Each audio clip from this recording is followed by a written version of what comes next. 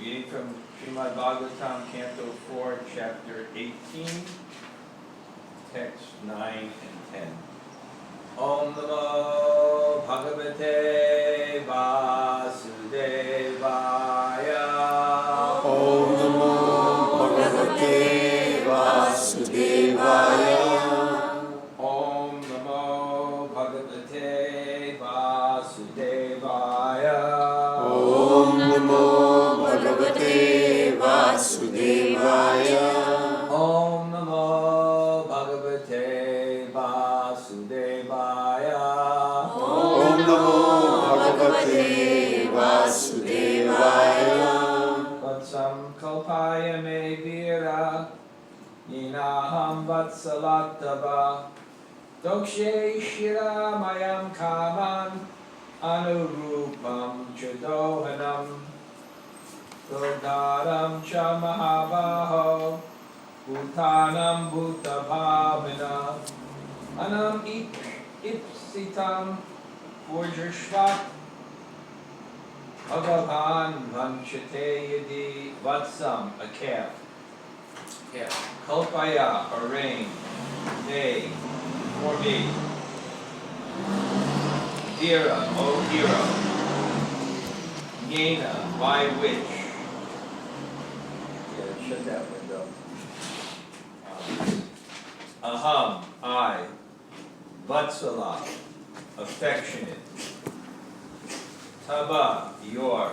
Dokshye, shall fulfill. Shiramayam, in the form of milk.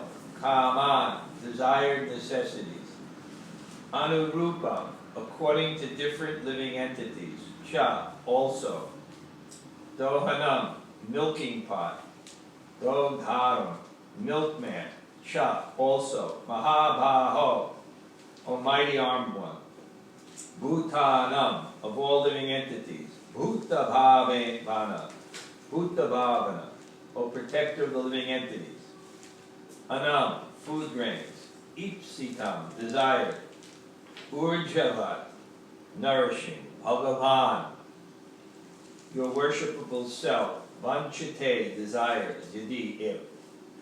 O great hero, protector of living entities, if you desire to relieve the living entities by supplying them sufficient grain, and if you desire to nourish them by taking milk from me, you should make arrangements to bring a calf suitable for this purpose, and a pot in which milk can be kept, as well as a milkman to do the work.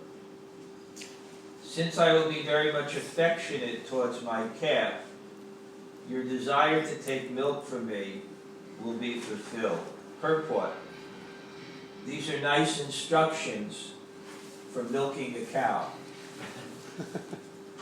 The cow must first have a calf, so that out of affection for the calf, she will voluntarily give sufficient milk. There must be an expert milkman and a suitable pot in which to keep the milk. Just as a cow cannot develop sufficient milk without being affectionate to her calf, the earth cannot produce sufficient necessities without feeling affection for those who are Krishna conscious. Even though the earth's being in the shape of a cow may be taken figuratively, the meaning herein is very explicit. Just as a calf can derive milk from a cow, all living entities, including animals, birds, bees, reptiles, and aquatics, can receive their respective foods from the planet Earth, provided that human beings are not asat, or advita vata, as previously discussed. When human society becomes asat, or ungodly, or devoid of Krishna consciousness, the whole world suffers. If human beings are well behaved, animals will also receive sufficient food and be happy. The ungodly human beings, ignorant of his duty to give protection and food to the animals, kills them to compensate for insufficient production of grains. Thus no one is satisfied. And that is the cause for the present condition in today's world. Om Jnana Timirandasya Jnananjana Shalakaya Chakshurunmilitam Yena Tasmai Shri Gurave Namaha. Sri Sri Chaitanya Chaitanya Manobhishtam Sthapitam Yena Bhutale Swayam Rupa Kadamayam Dadati Padantikam Vancha Kalpa Tarubhyascha Kripa Sindhubhya Cha Patitanam Pavanebhyo Vaishnavebhyo Namo Namaha. Sri Krishna Chaitanya Prabhu Nityananda Sri Advaita Gadadhar Srivasadi Gaura Bhakta Hare Krishna, Krishna Krishna, Hare Hare, Hare Rama, Rama Rama, Hare Hare. So we are trying to milk out the various meanings from the chapter here. And it's so beautiful, the Bhagavatam is giving us such essential knowledge about how to live and ultimately how to realize God in such a beautiful application. I mean, I think one reason why I've come to Krishna consciousness, or one reason why faith is developed, is because you come in contact with knowledge. You come in contact with an authority that's just not knowledge in a particular field, but authority and knowledge itself that applies to all fields when you come to Krishna consciousness. Sociological knowledge, health knowledge, physical knowledge, so many things. About 5 or 6 years ago, I was seeing if I can get this Indian to build a retreat center. So I met them. And so I brought my disciple Raghunath, because he was going to be in it. And I told him that you preach to them and see what happens.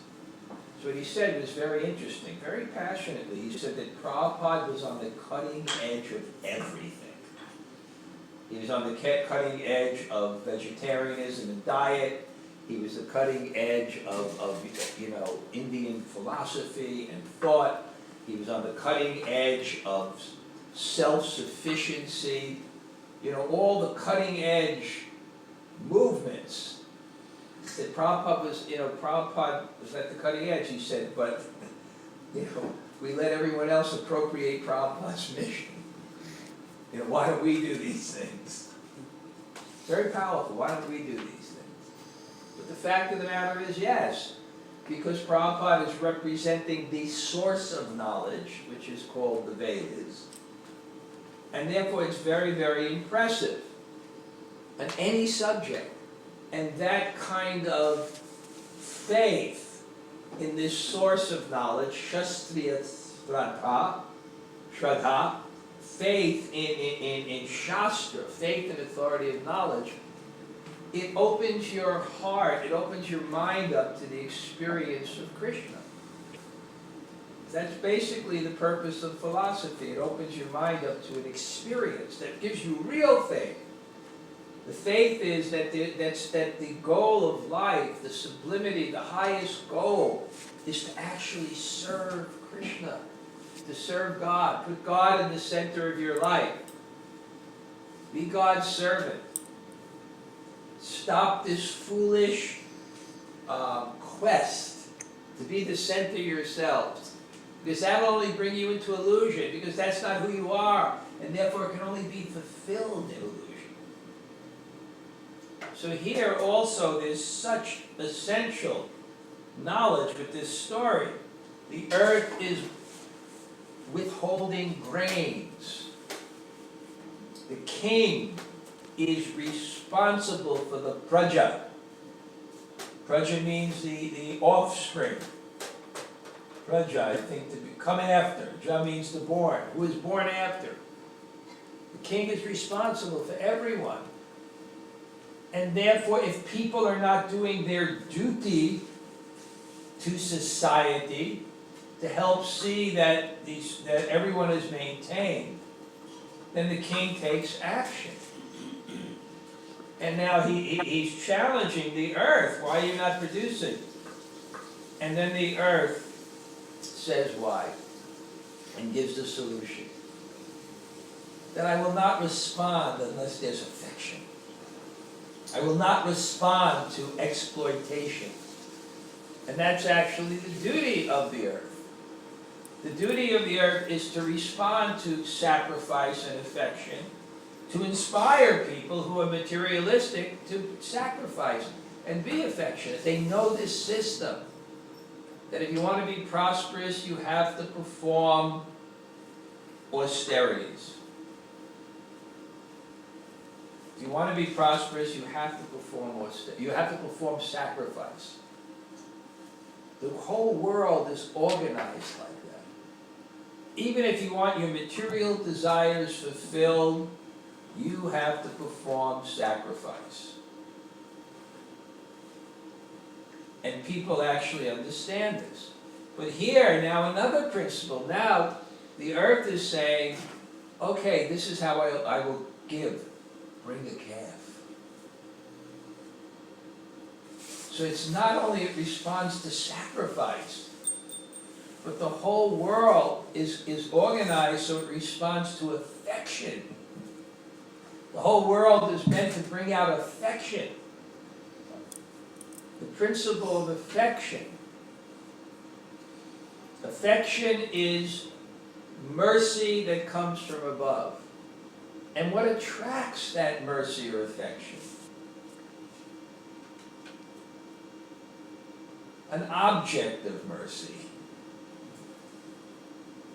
Think of somebody who's charitable. What will invoke their sense of charity? Someone in need. So if you want something from above, it means that you have need for what's above, and you have to express that need. You have to express that need.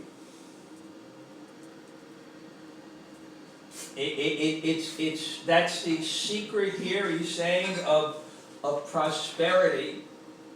The Mother Earth will give you shelter. Mother means affection. And mother responds to child. Child is dependent. Child is in need. So if we can humble ourselves before the earth and draw out the earth's affection. And how? By Krishna consciousness. By being humble, by being dependent, by what does bhakti mean? A very good definition of bhakti is to make yourself available. The whole factor of Krishna consciousness is admitting that we have need. And that's a huge psychological effort. Because we don't have need. We are not the ones that need. People need us. I remember when I used to play, I was a college sportsman. Me and Jai Hidehari were college sportsmen. We used to play basketball. I used to play soccer. I was captain of my team. And then after college, I also played on the team. And then I remember the team was actually called the Germans. It's a bunch of German people that worked in IBM. I went to school in Binghamton where it was the IBM. So I remember I saw one guy, there was an older man that was playing, at that time that would be like 40 or something, But to me, it would be like my father or something. So, an older German man, and someone kicked the ball. hit him right in the face, and he went down. And then someone tried to, kindly, pick him up, and, I don't need, I just went, I'm okay. It's a consciousness. And if you have that consciousness, to God, you have that consciousness. You have that consciousness. It won't attract God. It won't attract God. It can't attract God. So even the whole process of bhakti is developing that type of consciousness. Because it's relationship. Rasa vai saha. The whole world, the ultimate principle of the world is rasa. And what is rasa? Rasa is love that it's at its height. This is what we believe the ultimate reality is when we enter it. When we get free from the false ego, and we don't want to be the center, we want to be the servant of Krishna, and we perfect that consciousness in a humble, surrendered way, and then eventually we enter into Krishna's world. It's a world of rasa. Love is just overflowing to the highest degree. The highest degree. So if you want that in any sphere, just like learning, if there's not an expression of need, no teacher will teach you. One time I was involved, I had studied this book called Bhakti Sandarbha. It's the ultimate treatise on bhakti. It hadn't been translated into English ever. I had a copy from the first person ever translated into English. He was a very good friend of mine, a great Sanskrit scholar. Kundali? What? Kundali? No, not at all, not even I was close. going to ask. So it was translated. So I had this book. And I learned this book, and it was very, very powerful. So there was one young devotee scholar, and he was studying for his PhD. And somehow or other in his study, he needed to know this book. So he asked if I could teach him. I said, sure. So he came to Vrindavan, right? And so, he was, at least 30 years younger than me, not very experienced in Krishna consciousness.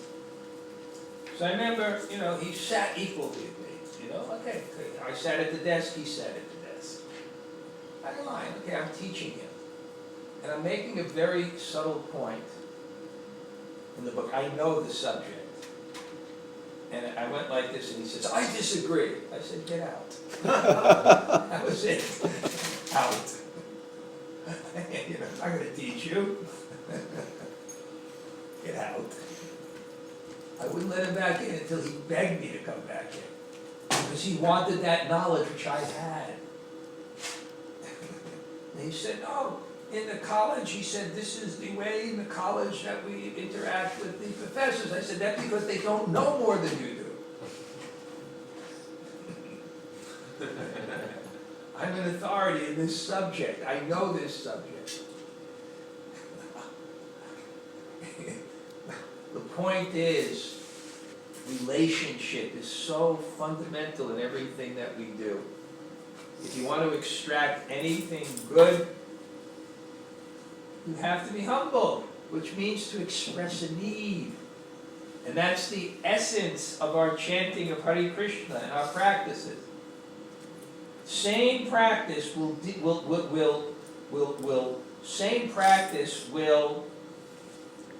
derive completely different results with a different attitude. For example, Narada Muni. Somehow or other, he lost his mother actor Narada Muni, where was his father when his mother died? He didn't even know who his father was. Maybe his father died. What happened to Narada's father? He didn't even have a father. And then his mother died, and he was 5 years old, and he was so dependent on Krishna, and he wandered through all varieties of God's creation. He wandered through all varieties of God's creation.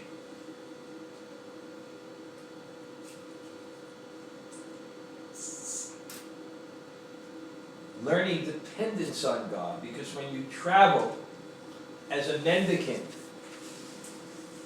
when you stay in one place, you can organize the world according to your desires. So you know where your sense gratification is. No matter what place we are in, no matter how austere it is, give us a week and we will find where our sense gratification is. We'll know where everything is. But when you travel in the days of yore, then where does your food come? Where does your water come? Where does your shelter? Where does your protection come? But it comes from where? God. So you learn to be dependent. That's the same thing with traveling and preaching. Right? How do you travel and preach? Where, you don't know. What's the environment? Got to depend on God. So then, he came to a place and he was chanting. And then he got Sakshat Darshan. He saw Vishnu. Then Vishnu disappears. Then he tries the same process. It didn't work the second time. Prabhupada hints in the purport, it didn't work the second time because now he's achieved it. So he's now thinking, by my effort I achieved it. So the consciousness changes. And with the consciousness, the result changes.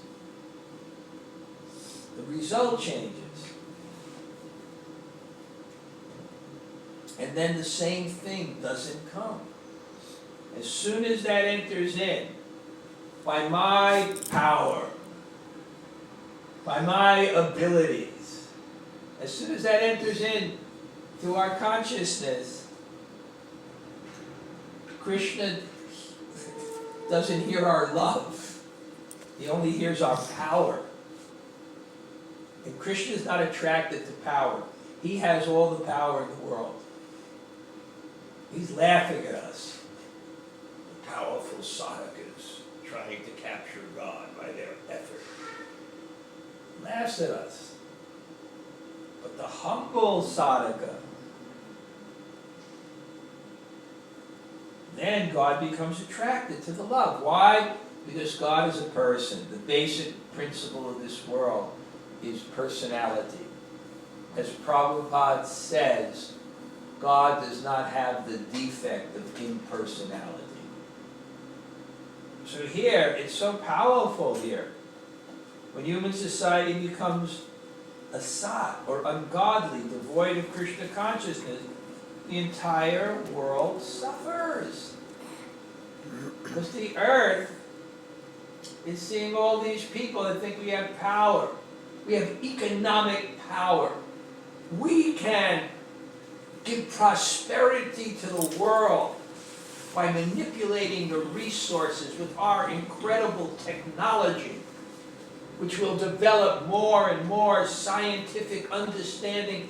We can conquer any problem by science, by our material ability, and in the future, we will solve all the world's problems by all these computers and technology and all our incredible abilities. We will solve it.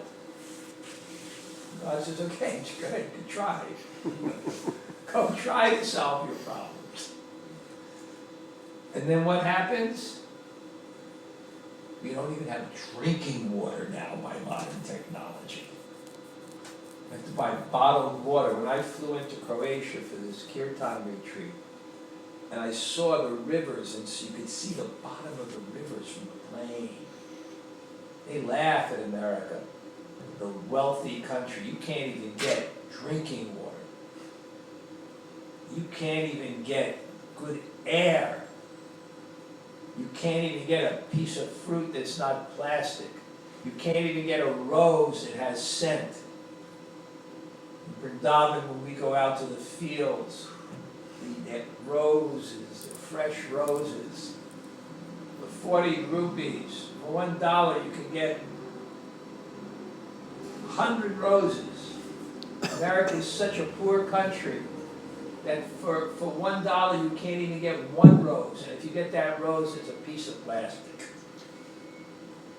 It's artificial. There's no scent. So, Prabhupada's saying, thus no one is satisfied. And that is the cause for the present condition in today's world. And without Krishna consciousness, it will only get worse. America now is becoming a poor country. When I went to college 45 years ago, no, I graduated, 46 years ago, I went to college. You know how much a gallon of gas was? 19 cents. I remember didn't want to spend $135 a month to get this beautiful 3-bedroom apartment. I remember my brother bought a house in Park Slope. Now he couldn't even afford an apartment in the Bronx. It's just amazing. And people in America, they're so used to it, and every kid has their own room. Every child has their own room. It's not going to happen in the future. The children are not even going to be able to move out of the house. My father worked. My mother stayed home and took care of the children. My father wasn't very wealthy, but we had a big house in Brooklyn. Big house. 3 bedrooms with a 1-bedroom apartment, 50 by 100 feet land in New York. My father brought home. I remember I thought he was so wealthy. My father used to make $10,000 a month. So, this is all a result of the consciousness of the people. They want everything to put themselves in the center, rather than to get their needs met so they can be better servants of God. So here, this is a calf. Give me a calf, the earth says. It'll pour forth from me. So this is the essential consciousness. Okay, any questions? We have 1 minute for one question. Who is this Kundali guy? What? Who's Kundali? I got a copy of the Tattva Sandarbha, and I can't even read it. It's very, very weird. Who is this Kundali? Kundali, yeah. You said not even close. He's a god brother. Oh, he is? Okay. He's a god brother. Pretty bright guy. Pretty intelligent. Yes, and he translated that Tattva Sandarbha? He didn't translate. Oh, okay. He was the English editor. It was translated by Satyanarayan Das. He was the English editor. I knew him well. He lives in Vrindavan? No.